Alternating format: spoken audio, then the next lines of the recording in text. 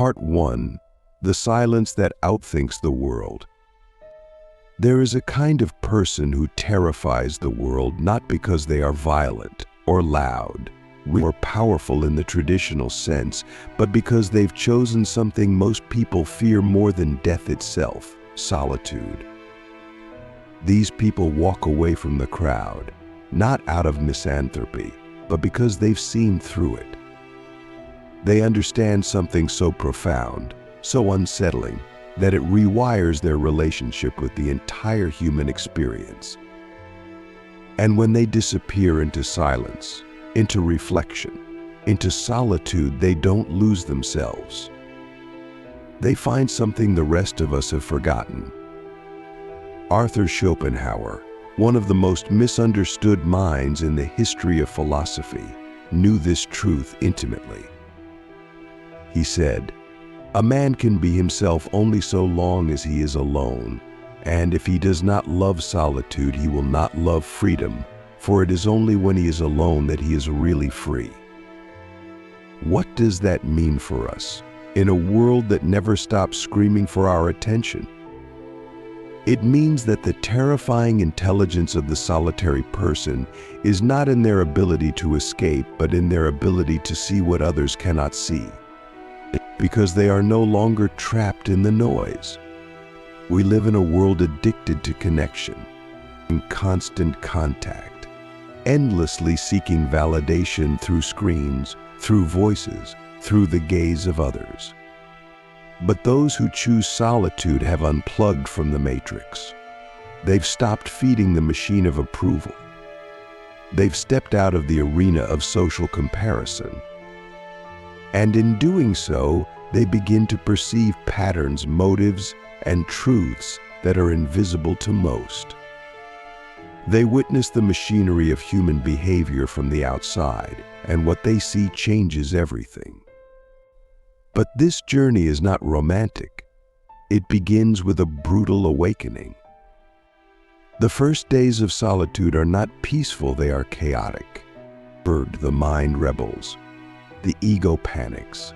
You begin to feel the weight of everything you've been avoiding: fear, regret, loneliness, mortality. It's like being thrown into cold water after a lifetime of warmth. But here's the secret: if you stay in that discomfort long enough, something miraculous happens. You begin to see clearly. You begin to notice how much of your life was designed for others. The opinions you inherited, the habits you copied, the goals you never questioned. And suddenly you realize most people are not living, they're performing. They're trapped in invisible chains, smiling while they suffocate. The solitary person, however, chooses to break those chains, not with violence, but with silence. Click subscribe to this channel to get more profound insights. Schopenhauer believed that solitude wasn't just a preference, it was a sign of a higher intellect. He wrote, "Ordinary people are sociable and complacent just as they are when they enjoy eating and drinking more than thinking." In other words, the herd clings to company because it cannot bear the weight of its own thoughts. But the philosopher, the deep thinker, the creative genius, they seek solitude because their inner world is more vast, more compelling, more demanding than anything the external world can offer. But here's where it gets terrifying. Solitude reveals not only truths about the world, but truths about yourself. When there is no one left to impress, no one to mirror your value, you are faced with the raw, unfiltered reality of your own mind. Most people cannot endure this confrontation. They run back to distraction, to noise, to people. But the one who stays, the one who endures, that person becomes something rare, something dangerous, not to others but to illusion. This is where intelligence becomes terrifying, because solitude not only sharpens thought, it purifies it. You begin to think not to win arguments or to impress, but to understand. You begin to see through the false dichotomies, the shallow debates, the performative outrage. You become immune to manipulation because you've met yourself fully. And once you've done that, no one can own you. Let me ask you something unsettling. When was the last time you were completely alone, not just physically, but mentally? No phone, no music, no conversation, just you and your thoughts. How long did you last before you needed to escape? That's the test. That's the threshold. And crossing it is not easy. But if you do, you'll find something extraordinary, your original self. This original self is not who your parents told you to be, not who society rewarded, not who your followers like. It is deeper, older, wiser. And when you meet it, you begin to understand why people fear solitude. It strips away all the comforting lies. In solitude, the mind becomes a mirror. And most people don't want to see their reflection. But the terrifyingly intelligent person, the Schopenhauerian figure, does more than look. They study it. They interrogate it. They walk into the labyrinth of their psyche and light a torch in the darkest corners. And what they find there is not always beautiful, but it is true. This kind of intelligence is not measured by IQ. It's not about memorizing facts or solving equations. It's about insight, depth, the ability to hold paradox, to observe without judgment, to endure discomfort without needing to numb it. It's the intelligence of the mystic, the philosopher, the artist. And it's forged in solitude. But here's what most people miss. Solitude is not isolation. It is not loneliness. True solitude is communion with yourself, with nature, with the eternal. Think of Thoreau at Walden Pond, Nietzsche walking alone in the Alps, Buddha beneath the Bodhi tree. These were not acts of escape, they were acts of return. A return to truth, to essence, to being. Schopenhauer saw the world as a place of endless striving, endless illusion. He called it the will to life, a blind, irrational force that drives all suffering. And the only escape from this suffering, he believed, was through detachment, through art, through compassion, through solitude. In solitude, we begin to resist the will. We slow down. We step out of the current, and we begin to see the water for what it is.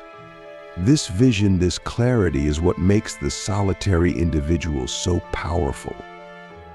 They are no longer caught in the game. They no longer need to prove themselves. They can watch the chaos from the mountain, not with arrogance, but with understanding. And that is why the world fears them, because they cannot be controlled. Let me ask you something even deeper. If everything you loved was taken away, your friends, your family, your status, your possessions, would you still know who you are? Would you still be able to stand in silence and say, I am enough? Most people can't. But the terrifyingly intelligent person, the one who has chosen solitude, they can. Because they've already died to the false self. They've mourned it, buried it, and in its place they've built something unshakable. Not an identity, but an awareness. This awareness is the ultimate freedom. It cannot be bought. It cannot be taught in schools.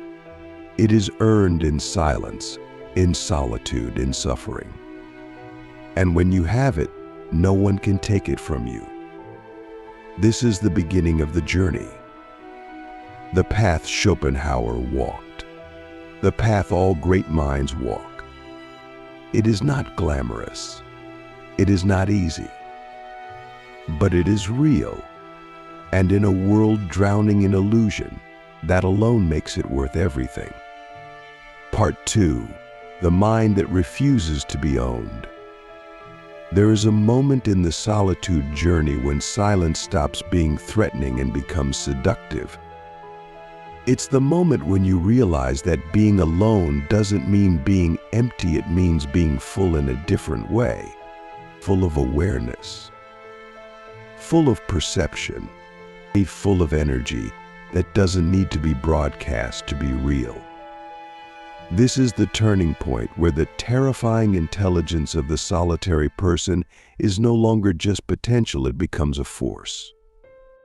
Schopenhauer said, "The more unintelligent a man is, the less mysterious existence seems to him." Think about that. The person who is always talking, always distracted, always seeking stimulation, they are not exploring the depths of existence. They are skimming across the surface of it. But the one who chooses to be alone begins to see the mystery, the complexity, the unbearable beauty and the unbearable suffering of life. And that perception, that sensitivity, is a form of intelligence that cannot be taught, it can only be earned. When you are alone, your mind is no longer shaped by the expectations of others. You begin to think your own thoughts, not borrowed ones. You begin to feel what is truly yours, not what you're supposed to feel. And in this space, your mind becomes sovereign. Not in the egoic sense of superiority, but in the spiritual sense of independence. You are no longer a product of the collective. You are becoming something original. This kind of intelligence is disruptive. You start to see how most people live in a trance, following scripts, chasing desires they didn't choose, reacting automatically. You see how much of society is engineered to keep people asleep. And once you see that, you can't unsee it. That's why solitude is not just a lifestyle, it's a rebellion. A silent revolution of one. But this revolution comes at a cost. Not everyone wants you to be free. Not everyone wants you to think for yourself. Because the moment you stop playing their game, you become unpredictable, unmanageable. You stop being a mirror for their illusions.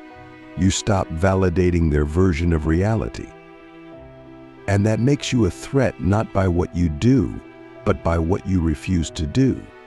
You refuse to conform.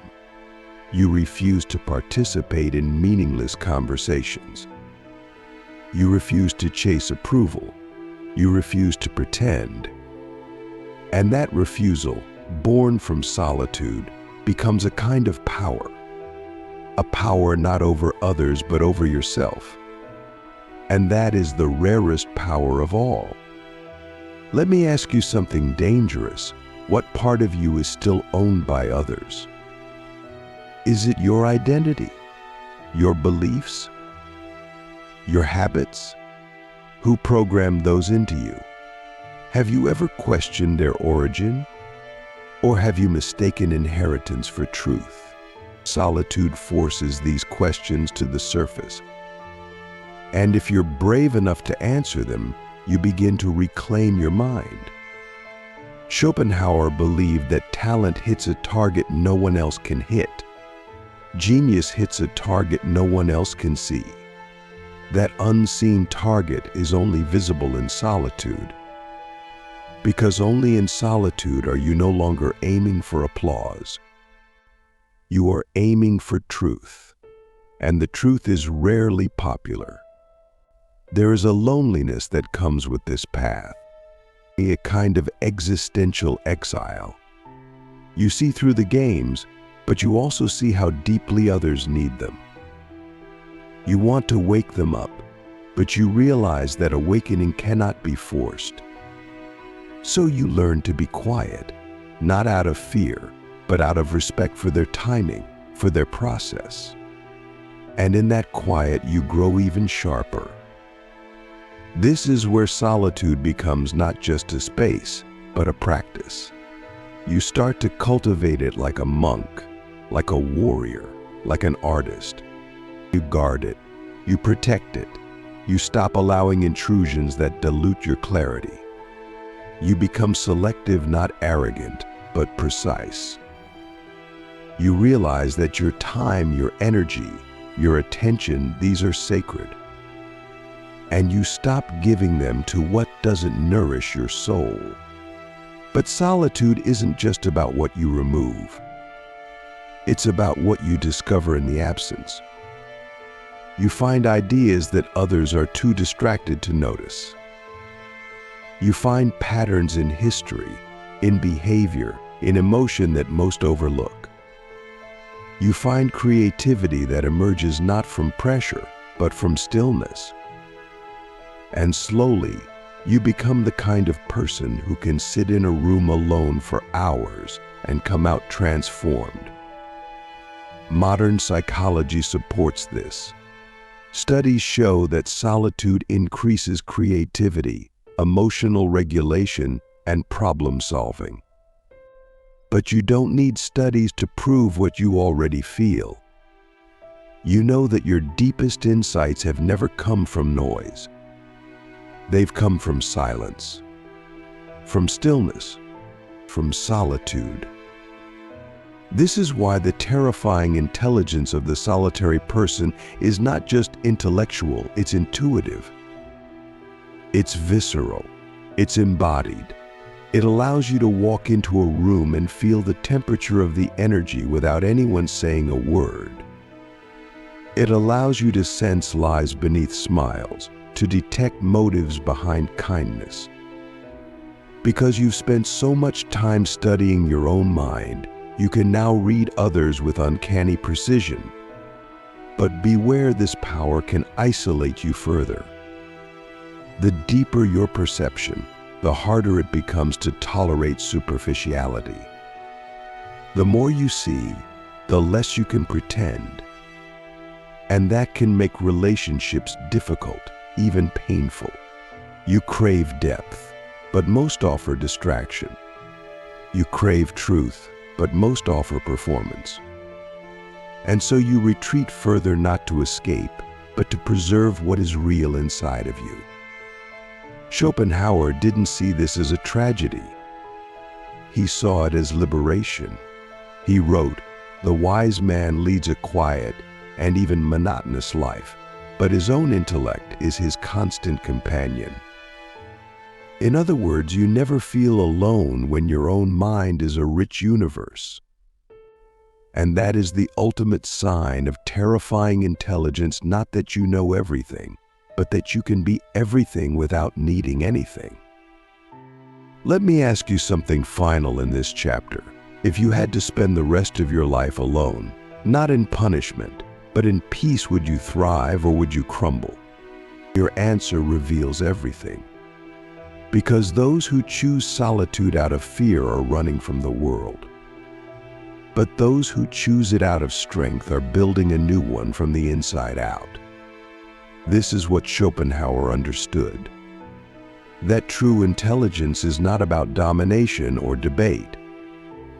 It is about discernment, about knowing what to let in and what to let go, or about seeing the world clearly and still choosing to live with depth and compassion. The ones who choose solitude are not antisocial. They are anti-falsehood. They are not disconnected. They are deeply connected to something most people have forgotten, the self. And when you find that self in silence, you become unshakable.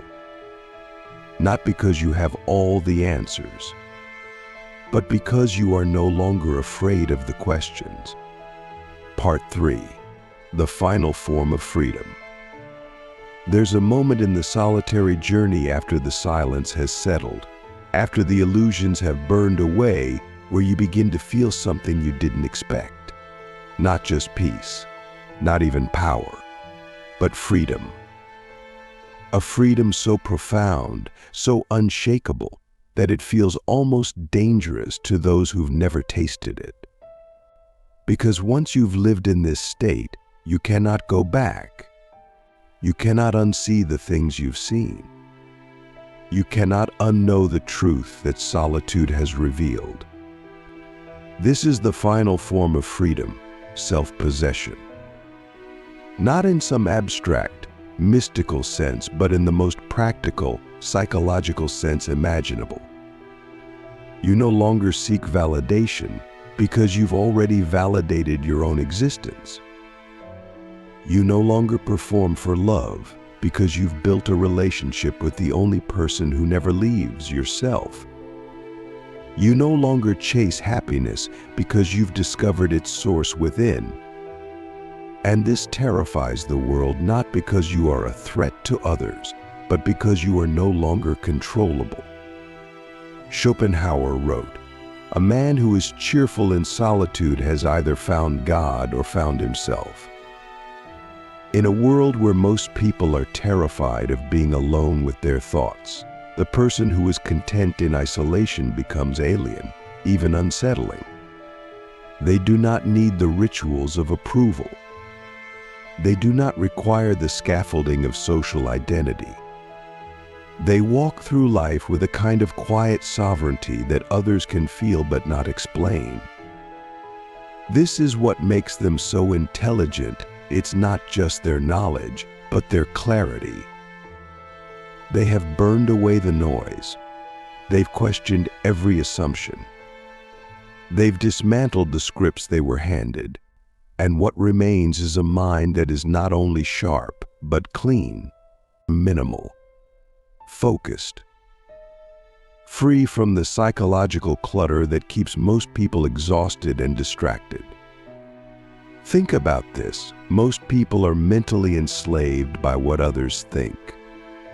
Their mood rises and falls based on likes, texts, glances, gossip. Their behavior is constantly adjusted to avoid rejection or gain approval. But what happens when you remove that dependency? When your sense of worth is no longer tied to the outside world, you become psychologically invincible. This doesn't mean you become cold or detached, quite the opposite. You become more capable of real connection because you are no longer needy. You no longer approach relationships with an agenda. You don't need to be liked. You don't need to be saved.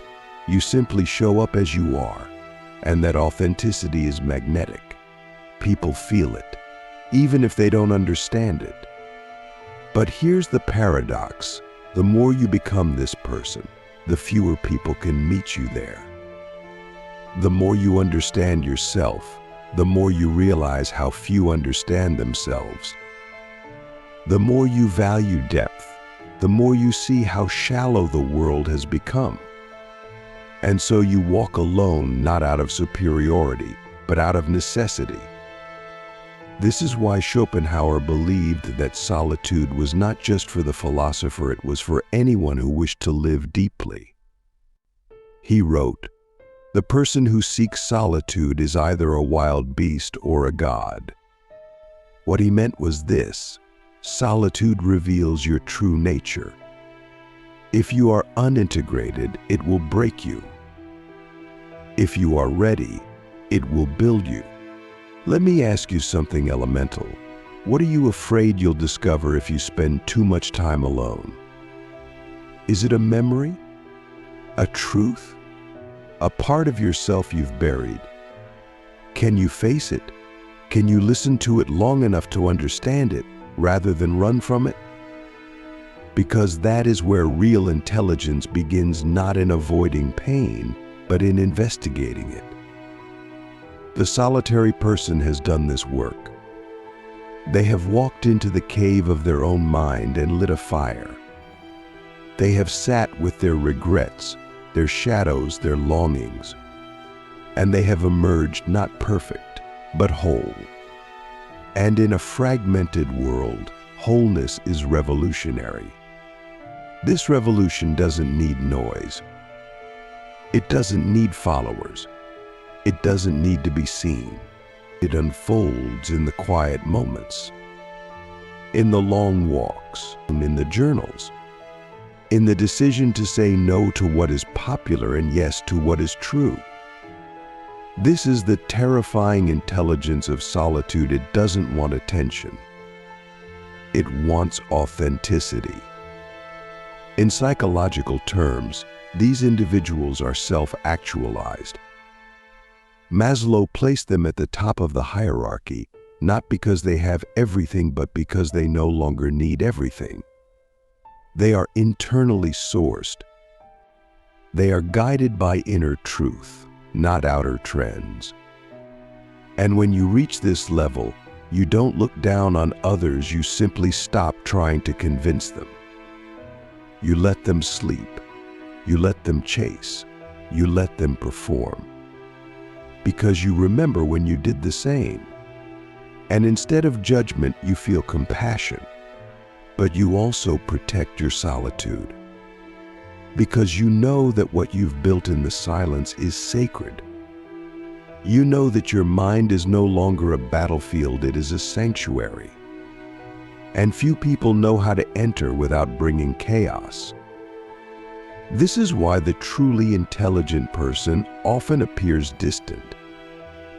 Not because they are aloof, but because they have tasted a kind of peace that is too easily disturbed. They are not avoiding people, they are avoiding noise. Not avoiding love, but avoiding attachment that dilutes clarity. Not avoiding life, but avoiding the parts of life that demand they abandon themselves. So how do we live like this in the real world? How do we integrate this terrifying intelligence into a life that still requires jobs, families, responsibilities? We do it by cultivating inner solitude, even in outer noise. We create small rituals, early mornings of silence, long walks without music, moments of stillness between obligations. We train our minds to return to center. And we make solitude not a place but a practice. We also become selective. We stop giving our time to people who drain us. We stop explaining ourselves to those who don't listen. We stop chasing relationships that require us to shrink. And we stop apologizing for needing space. Because space is not a luxury, it's a requirement for a thinking, feeling, conscious being. Let me leave you with one final question. If you stop trying to be understood, what would you start understanding? If you stop trying to be seen, what would you begin to see? Solitude asks these questions, and only the brave answer them. The terrifying intelligence of the solitary person is not in their detachment from the world, but in their deeper connection to what lies beneath it. They see the machinery, the illusions, the games, but they also see the stillness, the beauty, the eternal. They are not running from life. They are walking toward it, just on a different path. One that begins with a single radical decision to be alone and not be afraid of it. Schopenhauer walked this path. So did Nietzsche. So did Buddha. So do millions of others in quiet corners of the world. And now so can you.